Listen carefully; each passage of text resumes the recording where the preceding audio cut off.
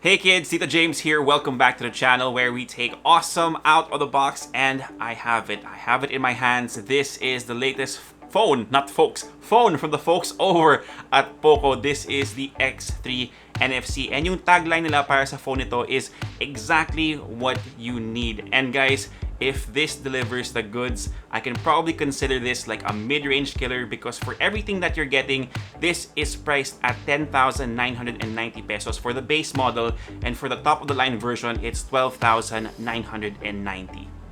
But who do I think the POCO X3 NFC is for? Now, usually when we talk about brands like POCO and Xiaomi, they give us bang for your buck devices, and gamers usually reap the benefits for this kasi yung mga telepono na to, they get a lot of value for money because of its processing package. But in the case of this one, guys, because of its price and its key specs, I think that is something that can benefit everyone. So it's a phone for everybody, which is why I think they had the slogan, exactly what you need. But before everything, let's actually unbox it. But as usual, in-unbox ko na siya dahil I had to take photos for the website. So I'm just gonna show you what comes inside the packaging itself. So you have the POCO X3 NFC right here. There, para makita nyo yung design ng konti, but I'll have B-roll over this, of course. And this is the one in cobalt blue.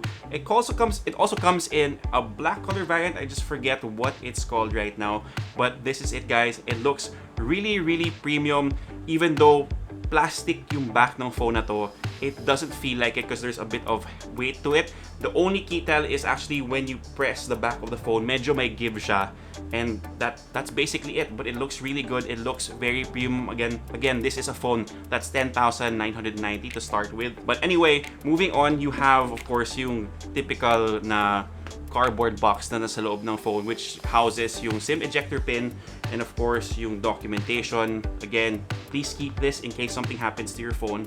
And then you also have the jelly case. Now the jelly case kind of reminds me of the one on the F2 Pro, pero mas well, it's a jelly case. Yung sa X2 Pro, sa F2 Pro kasi it's more solid.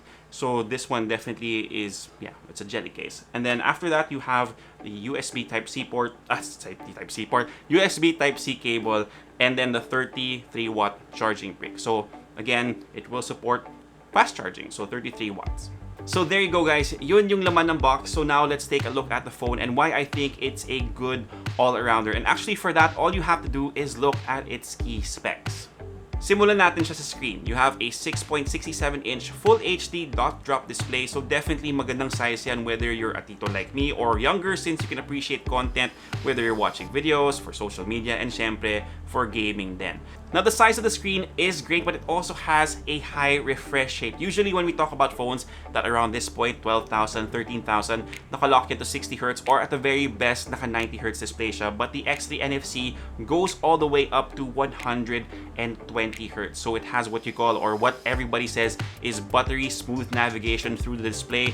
And actually, guys, this is a feature that's usually reserved for flagship level phones or towards that spectrum when it comes to smartphones. But this is a good feature to have, especially if you're spending a lot less for your smartphone. Now, yes, LCD panel lang siya, so you won't get the same picture quality as an AMOLED display, pero that doesn't mean that it doesn't get the job done, because like I said earlier, you can still enjoy content on this phone, which by the way is also Widevine L1 certified, so you can enjoy watching movies on Netflix na naka HD quality. Now for gamers out there, you're also getting a touch sampling rate of 240 Hz on the screen of the X3 NFC. So that means na theoretically medyo may advantage kayo sa mga games that require snap reflexes like Battle Royales. Pero of course, kung medyo noob kayo or you're bad at gaming like I am, at least you can't blame the phone. Now, one more thing that's kind of connected to the screen is yung audio that the X3 NFC has, and actually has stereo speakers. Now, I'm going to give you guys a listen of what they sound like in this clip.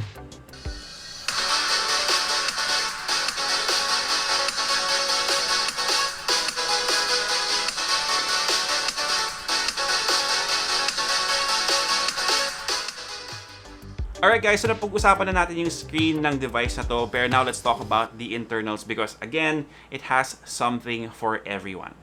So most likely you've seen the spec sheet for this phone already, or at least yung mga featured specs niya. Pero for the first timers out there, here is the processor. It comes with a Qualcomm Snapdragon 732G and it's paired with 6GB of RAM and up to 128GB of storage. Now we all know that the Snapdragon 730 is the go-to processor for most mid-range devices, but the 732G is actually the latest chipset from Qualcomm, and the X3 NFC is the first phone to have it on board. So for gamers out there, alam naman natin na maganda yung performance ng 730, and of course, ma-upgrade to ng konti sa 732G. Now, I haven't used it enough to see if malaki nga ba yung difference nito or kung notice ba natin sa real-world scenarios, but okay rin na makuha natin yung latest chipset from Qualcomm. For the battery, the X3 NFC has a 5,160 mAh battery. Usually that lasts me about at least 2 days or a day and a half if I'm really using my phone extensively. Of course, we still have to test it out. I just got this phone, so hindi ko pa alam yung actual battery drain para sa phone na to. And I also have to test out kung gaano kalakas kumain ng baterya yung 120Hz refresh rate. Pero since yun na nga, since over 5,000 mAh yung battery niya, I think this strikes a good balance between the refresh rate and the battery capacity. But again, we will have to see in our full review. So lastly, if you're not into gaming and you're looking for a phone at around 13,000 that can take great photos, the X3 has you covered as well because it does have a great set of cameras. So yung setup niya consists of a 64-megapixel main camera with a Sony IMX682 sensor, a 13-megapixel ultra-wide-angle camera, a 2-megapixel macro, and a 2-megapixel depth sensor. And for taking selfies, you have a 20-megapixel front camera housed in the punch hole of the screen. Now, unfortunately guys, as I said earlier, kaka-receive lang namin sa phone na to, so hindi pa namin siya nasusubukan. But based on our past experience with Xiaomi and POCO smartphones, I think this will churn out really good photos provided that they didn't mess around too much on the software side. So we will have to see what the photos are like in the full review. Also, you can check out our Instagram because I might be posting photos there, or you can also check out the website for our first shots. By the way, if you're also looking for something that you can vlog on, the rear camera support video up to 4K 30fps and the front is at 1080p. They also have this vlog mode feature dun sa software ng camera, which will allow you to get a little bit creative, or at least para may templates kayo. So that's something definitely that you want to explore. Actually guys, that's pretty much it for your quick look at the POCO X3 NFC. I know this was very different from our usual first impressions. Let me know if this works for you in the comment section down below. But anyway, again, the price for this is 10,990 pesos for the base model and then 12,990 kung gusto niyo yung top tier variant na mas madaming storage.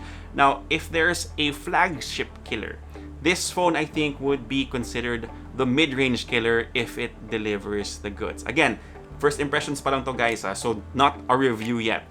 But possibly, if everything works out for this phone during our testing, this is like a top contender. Could possibly be the best value smartphone that you can buy this year. So again, check back in a few days for its full review. Hopefully, it does deliver the goods because everything we have seen so far, sobrang packed with value tong smartphone na to. Ang daming magagandang features. But anyway, that's it for me. Thank you so much for dropping by and spending a few minutes with me. If you like this video, give us a thumbs up, sub to the channel, and make sure you hit that notification bell so you don't miss out on any of our content.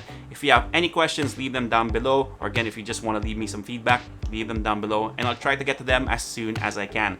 For all the latest tech news and gadget reviews, head to unbox.ph+. Follow us on Facebook and on Instagram. My name is Jamie. Peace, God bless. See you guys next time, and of course, stay safe.